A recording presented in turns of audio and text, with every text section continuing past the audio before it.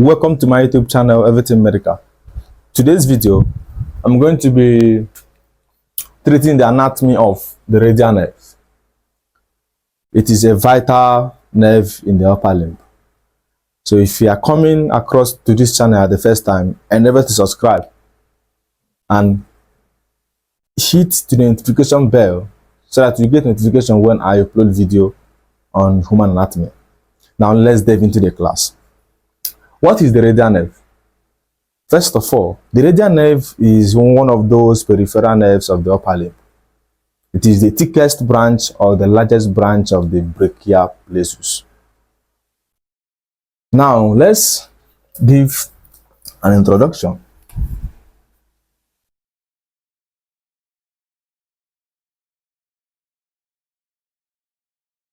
What is radial nerve? The radial nerve can be called the musculospiral nerve.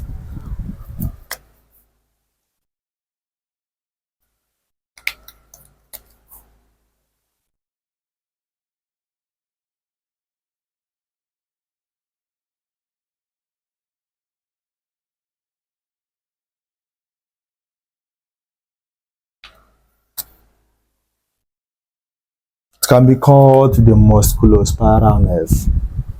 It is the terminal continuation of the posterior cord of the brachial plexus. So the radial nerve can be called the musculospiral nerve, which is the terminal continuation of the posterior cord of the brachial plexus, which receives nerve fibers from the nerve root of the C5 to the T1 of the brachial plexus. So that is the introduction of the radial nerve. It receives nerve fibers from the C5 to T1 of the brachial plexus. Recall that it is the thickest or the largest branch of the what? Of the brachial plexus. Now the next is the nerve root.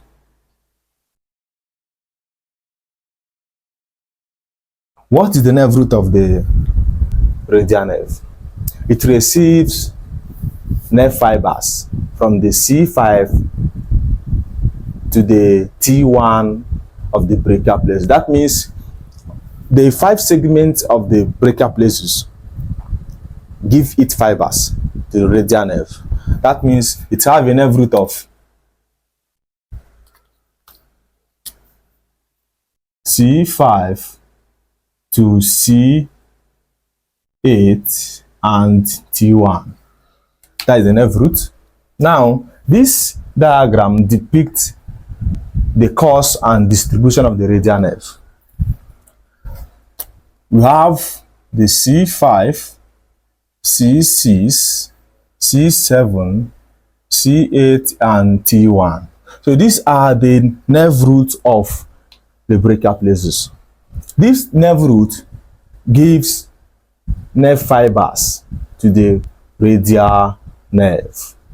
The radial nerve receives nerve fibers from the nerve root of the brachial plexus from the C6 to the T1.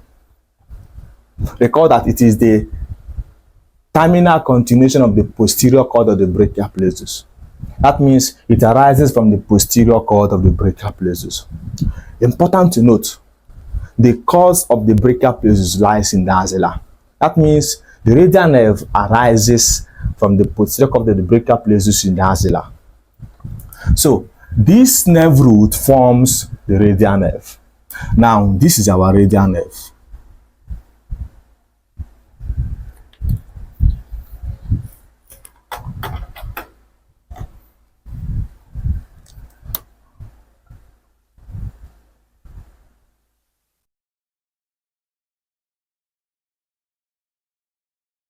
This is our radial nerve.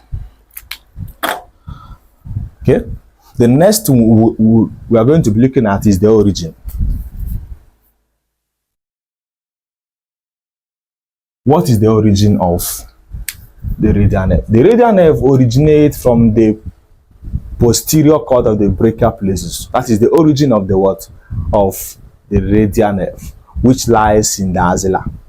Because all the course of the brachial plexus ranging from the lateral, medial, and posterior lies in the axilla, but the radial nerve arises from the posterior cord of the brachial plexus. So the origin of the radial nerve is it originates from the posterior cord of the brachial plexus, which have all the nerve fibers from the nerve root of C5 to the T1 of the brachial plexus. Okay, the next we're going to be looking at is the cause. The cause. How does the radial nerve runs? How does it travels from the brachial plexus down to the hand? Because look at how it is being distributed from the axilla, the arm, the forearm, and the hand. So we shall be looking at the cause of the radial nerve now.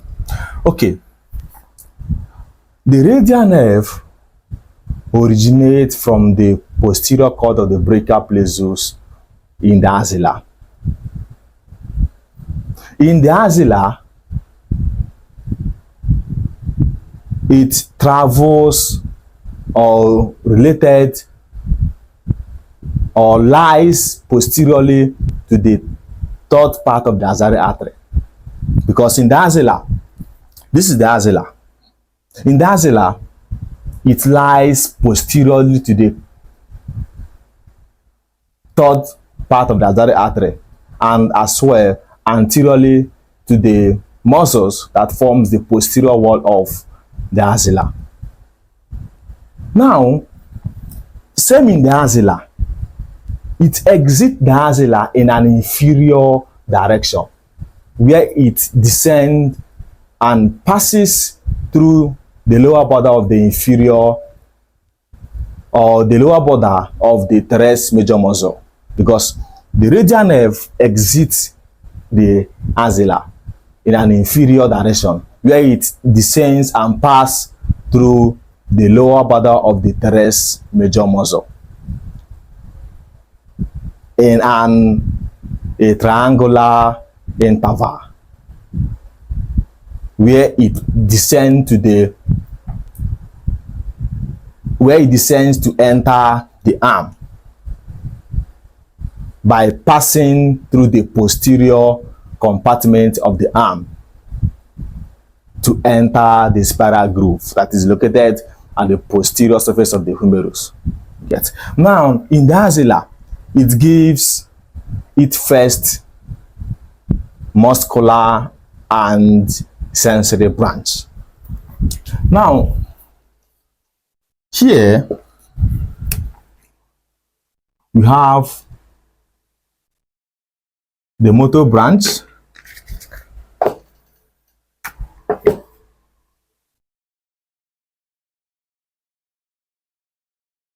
motor branches and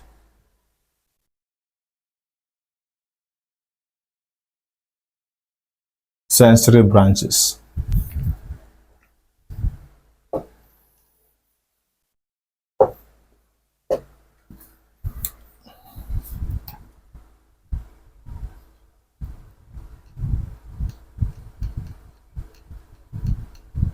Okay. Now, in the axilla, the radial nerve gives branches. It gives a motor branch and it gives a sensory branch. The first sensory branch it gives is the posterior cutaneous nerve of the arm.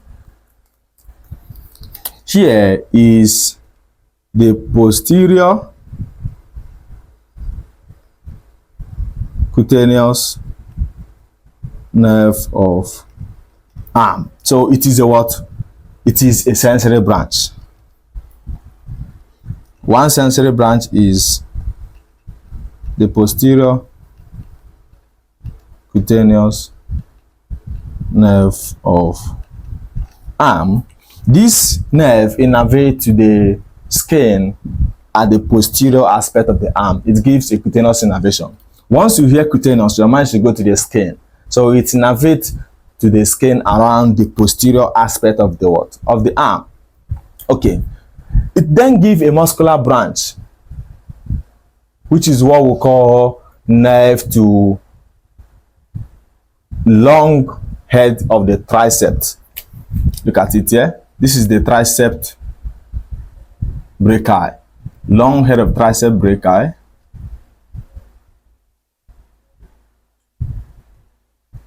Long head of triceps. So it gives a muscular branch which is called nerve to long head of the tricep, which innervates the long head of triceps. And it as well gives a branch, a muscular branch again, which is called the nerve to medial head of the triceps, which supplies to the medial head of the triceps.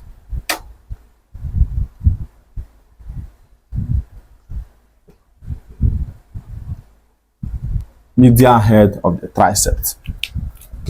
Now, recall that in the axilla, the radial nerve arises in the axilla, where it lies posteriorly to the third part of the axillary artery, and as well anteriorly to the muscles that forms the posterior wall of the axilla. The radial nerve exits the axilla in an inferior direction, where it passes through the lower border of the teres major muscle in a triangular interval. Then it descends to the arm by passing through the posterior compartment of the arm, where it travels through the spiral groove or the oblique groove that is located at the posterior surface of the what? Of the humerus. You get? In that oblique groove, it is being accompanied by the deep branch of the brachial artery, which is the profundi brachial artery. So here is the profundi brachial artery. Profundi brachial artery. It accompanies the radial nerve at the radial groove or the spiral groove, which can be called the oblique groove, because the groove is not transverse nor horizontal. It is oblique. That is why it can be called the oblique groove. Why is it called the radial groove? Because the major structure that lodges is the radial nerve, which is being accompanied by the profundi brachial artery. Okay. Now, at the radial groove, it gives a branch. It gives a what? A branch. The first branch it gives is nerve to the lateral head of the triceps, which supplies to the lateral head of the triceps.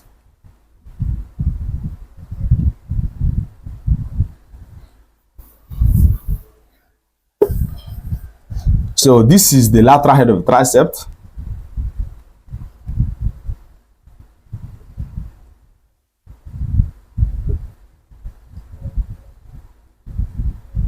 This is the lateral head of the triceps. It also gives another branch, which is what we call the sensory branch. It is called the lower cutaneous nerve of the arm.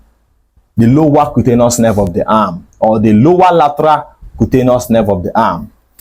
So, the number 2 sensory branch of the radial nerve is the lower lateral cutaneous nerve of the arm, which gives a cutaneous innervation to the skin at the lateral part of the arm. So this is the nerve here. Here is the nerve.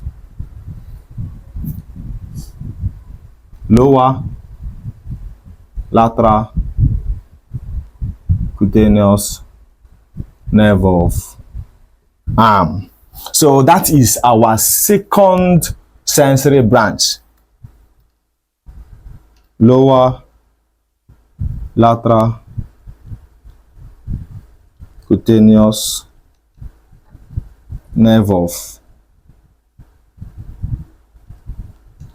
arm. This is our second sensory branch. Same in the spiral groove or the radial groove. It then gives a branch, a sensory branch again, which is the posterior cutaneous nerve of the forearm. This is a sensory nerve because it innervates the skin at the posterior aspect of the arm. Recall that the posterior cutaneous nerve of the arm arises in the spiral groove at the posterior surface of the humerus, which is in the arm to be precise, but it is supplied to the skin at the what? The forearm. So this is the nerve here. This is the nerve. Posterior cutaneous nerve of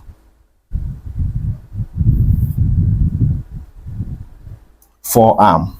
So our third sensory branch.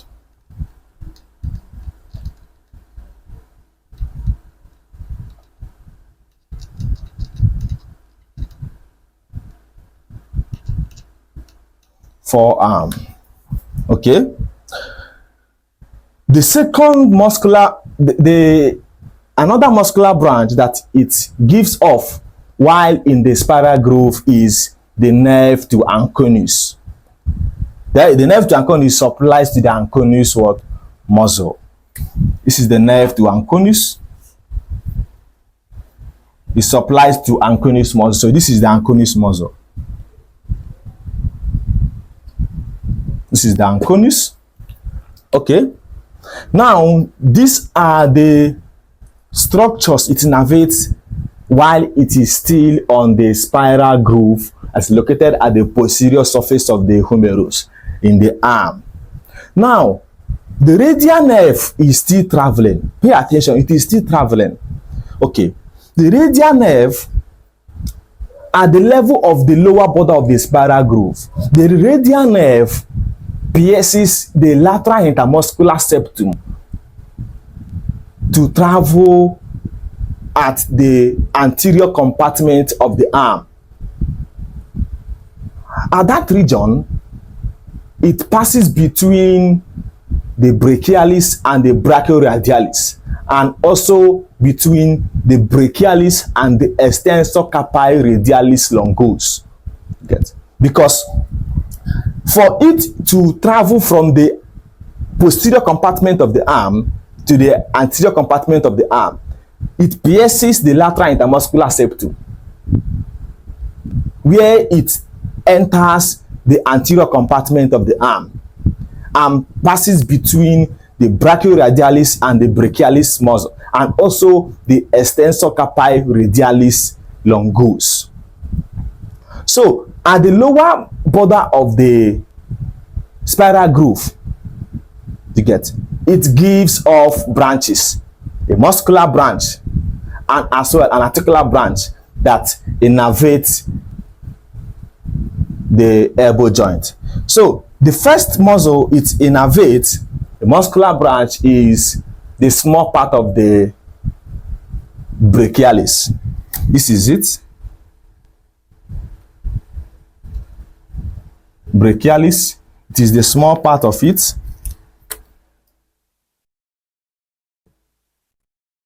Small part of it. So it gives a nerve to brachialis. The next one is the nerve to brachioradialis, which supplies to the brachioradialis. Look at it here.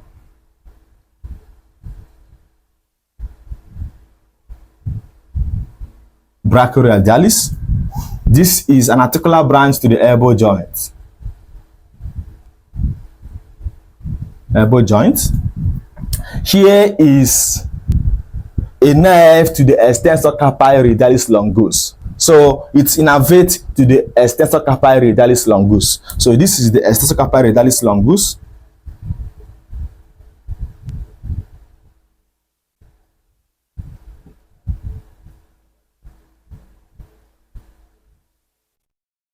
Okay.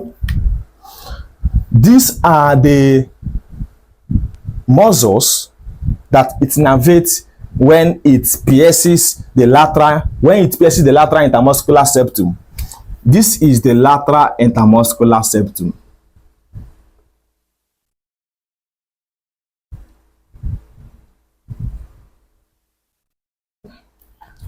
For the radial nerve to pass from the posterior compartment of the arm, where it was traveling, to the anterior compartment of the arm to innervate the brachialis the brachioradialis and the sternocarpialis longus, it has to pierce the lateral intermuscular septum of the arm to enter the anterior compartment of the arm, where it passes between the brachioradialis and the brachialis and the sternocarpialis longus, and also give a muscular branch that innervates them.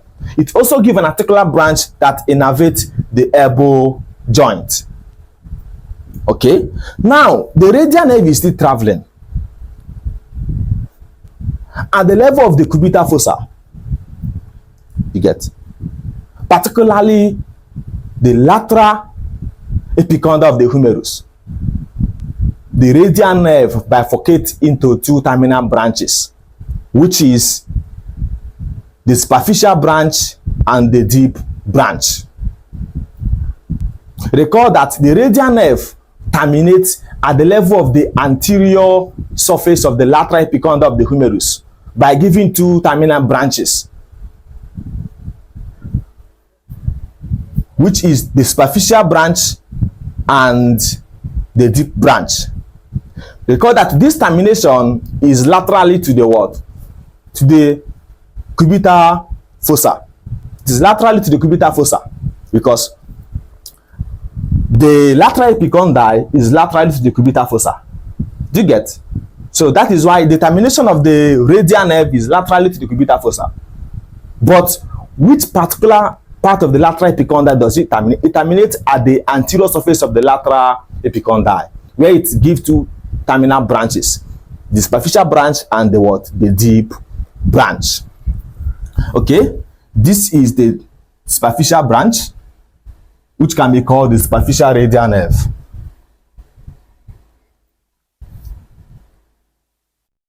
Superficial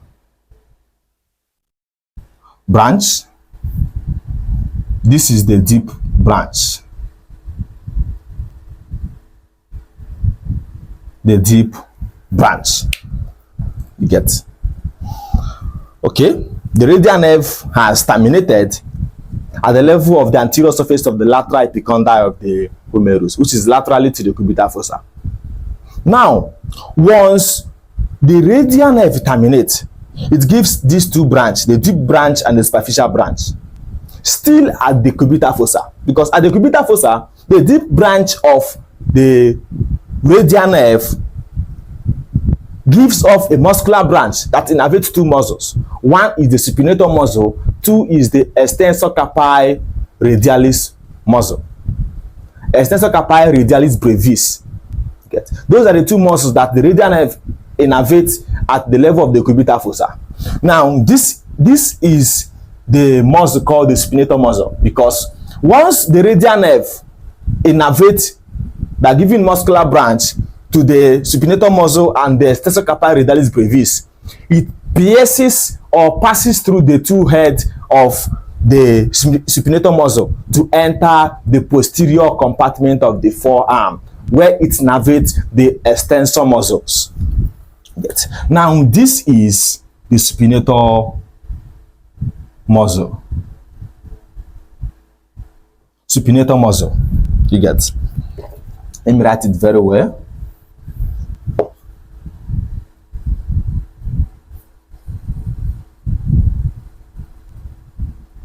This is the supinator muscle.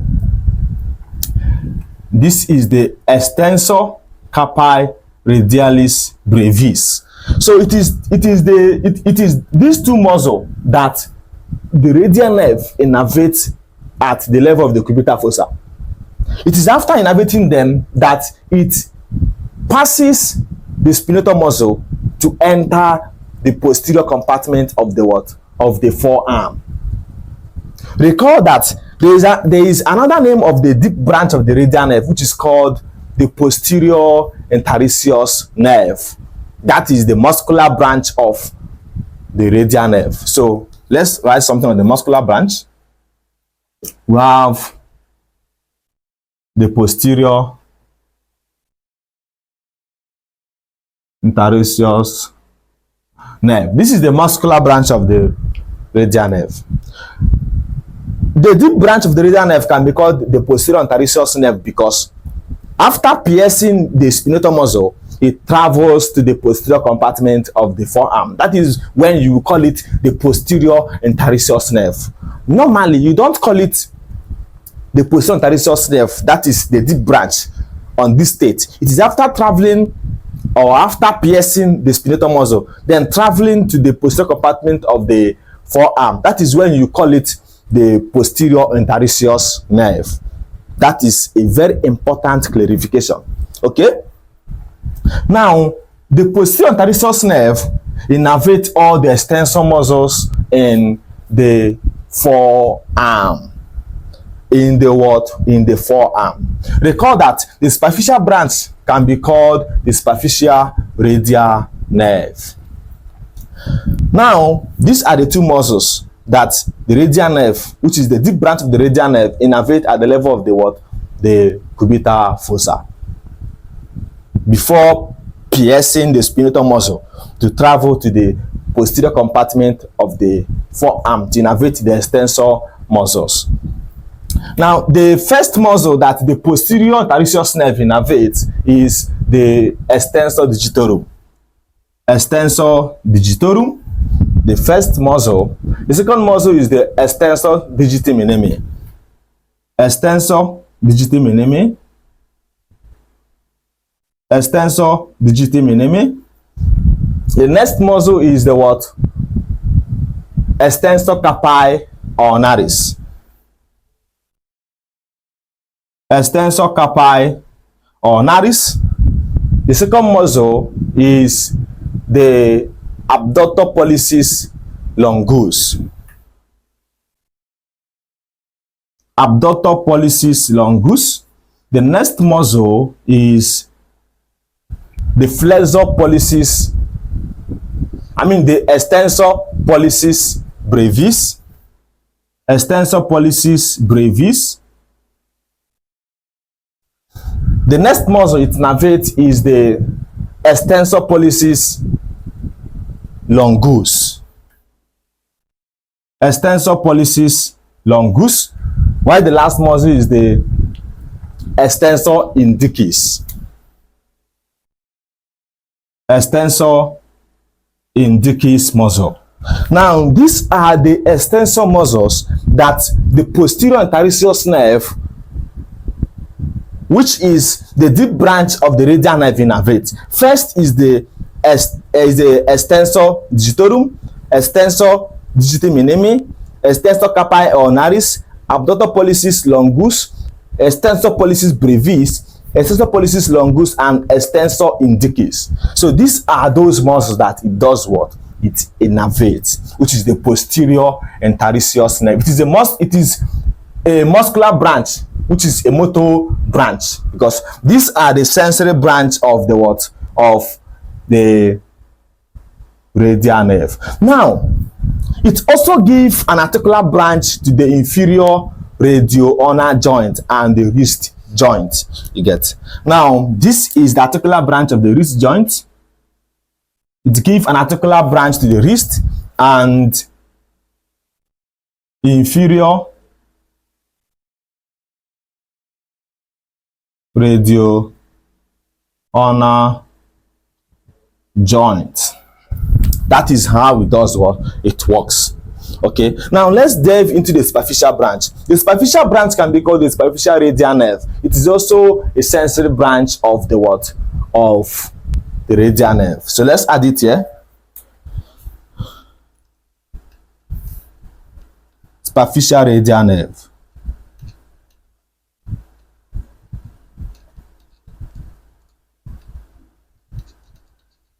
The superficial what? Radial nerve. You get? Now, recall that as the superficial radial nerve is traveling, you get, it lies along the radial artery. So this is the radial artery. The radial artery. Okay. It also passes or travels across the tendons of the muscles. First of all, it passes the tendon of the brachioradialis.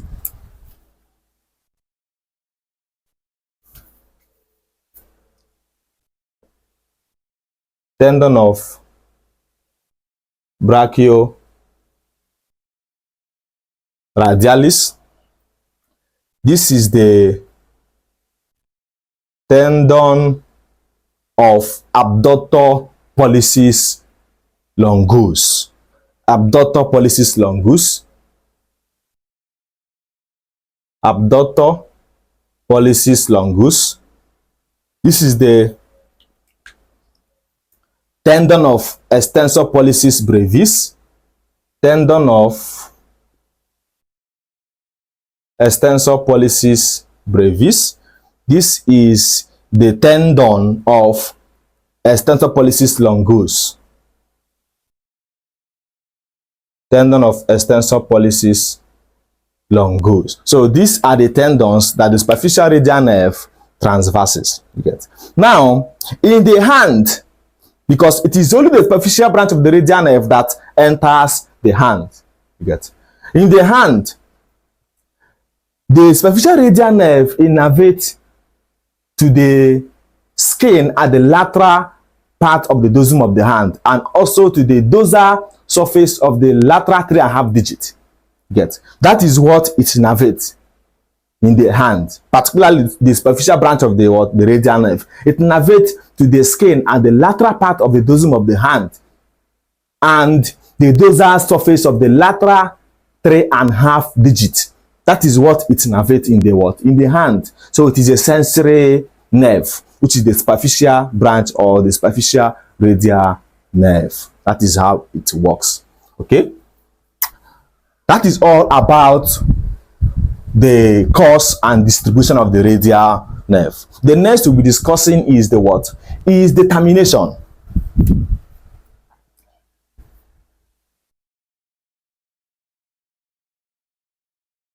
What is the termination of the radial nerve?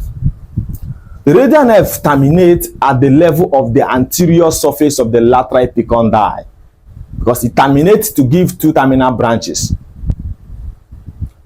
the superficial radial nerve and the deep branch of the radial nerve, you get, which can be called the posterior interosseous nerve. That is the termination. It terminates at the anterior surface of the lateral epicondyle of the humerus, which is laterally to the cubital fossa. You get. Now that is how it does what? It works. You get. Now the next we're going to be discussing is the branches. Although we have discussed the branches, you get, because the radial nerve has the following branches: the posterior cutaneous nerve of the arm,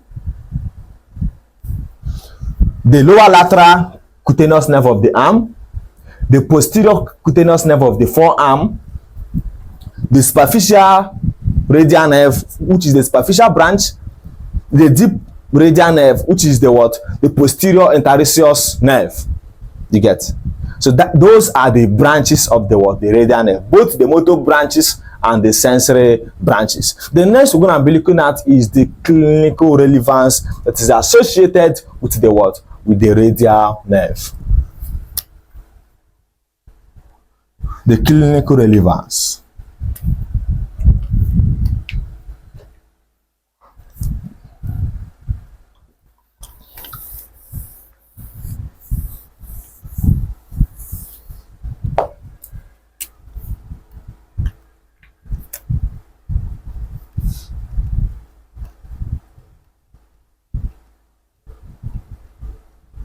The clinical relevance. Number one is injury to the radial nerve.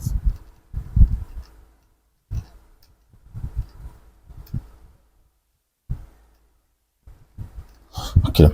Now let's discuss this particular one. Injury to the radial nerve is categorized into 4 groups. It is categorized into 4 groups.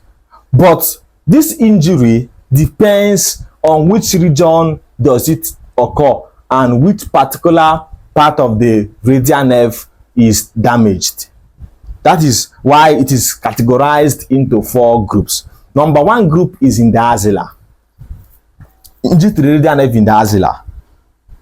One group is in the axilla. What will happen in the axilla that will lead to the lesion to the what? To the radial nerve. First thing that will happen to the axilla that will lead to the injury to the radial nerve is the dislocation of the shoulder joint, and the fracture to the proximal portion of the humerus. Those two incidents would cause pressure exertion to the radial nerve, thereby leading to the lesion to the radial nerve, which will implicate unopposed flexion of the wrist, which is called the wrist drop. It will lead to the wrist drop. There will be loss of extensors in the forearm and also supination of the forearm, because those nerve that innervate those muscles has been what? Paralyzed. You get? So that is what that will be implicated. And there will be also loss of sensory innervation to the what? To the posterior aspect of the arm, the lower lateral aspect of the arm, the posterior surface of the what? Of the forearm, and also loss of sensory innervation to the skin at the lateral part of the dorsum of the hand and the dorsal surface of the lateral 3.5 digit. So those are sensory loss that will be implicated when there's a damage of the radial nerve in the what? In the axilla. The next thing that will be implicated, the next group is in the spiral groove.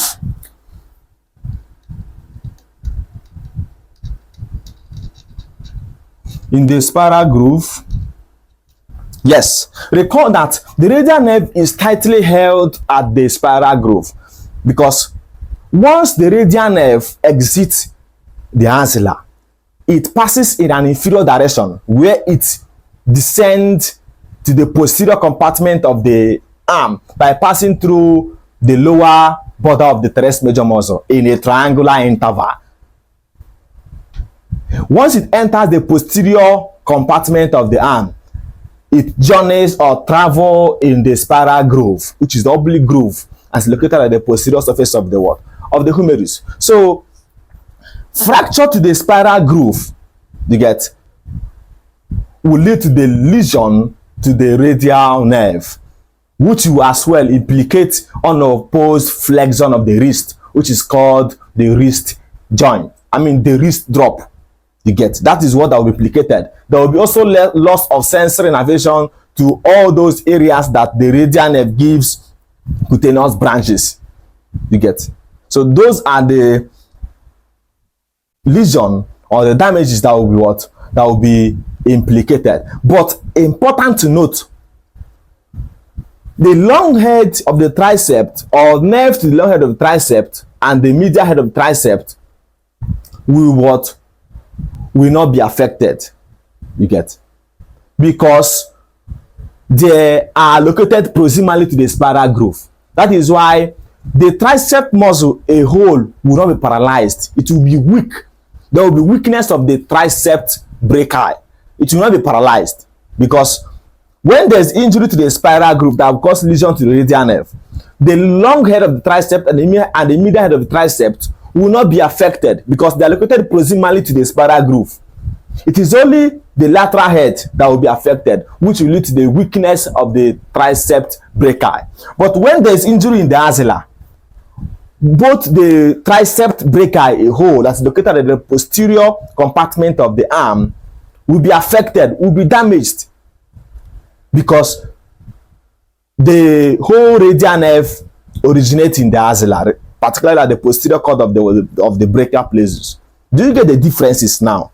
It's important to note that, because the injury to the spiral groove will not lead to the paralysis of the tricep brachii. It will lead to the weakness of the tricep brachii, because the long head of the tricep, which is the nerve to the long head of the tricep, and the medial head of the tricep is located proximally to the what? To the spiral groove.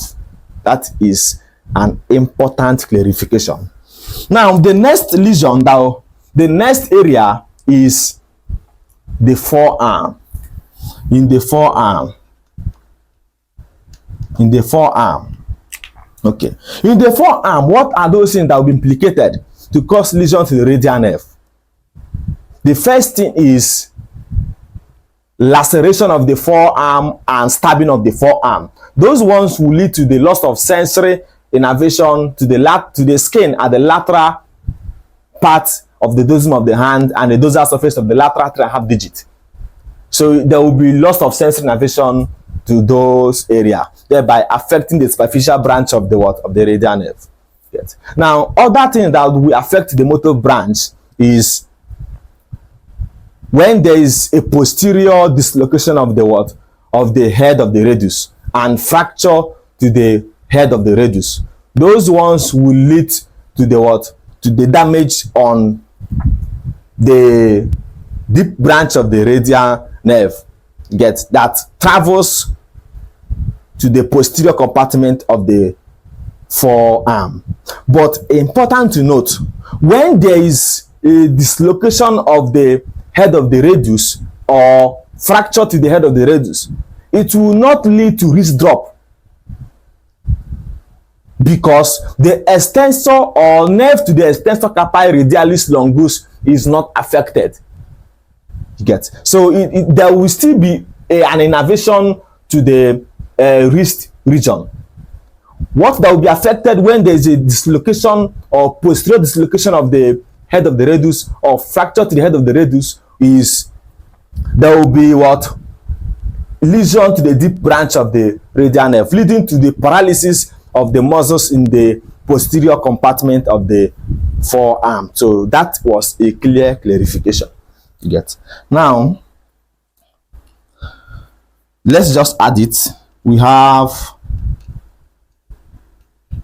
wrist drop. Wrist drop is when there is unopposed flexion of the wrist. You get? That is a damage to the radial nerve. So we have discussed everything about the radial nerve from the introduction to the clinical relevance. I believe you enjoyed everything about the radial nerve. This study is a vital one. So thank you so much for staying to the end of this class. I appreciate it.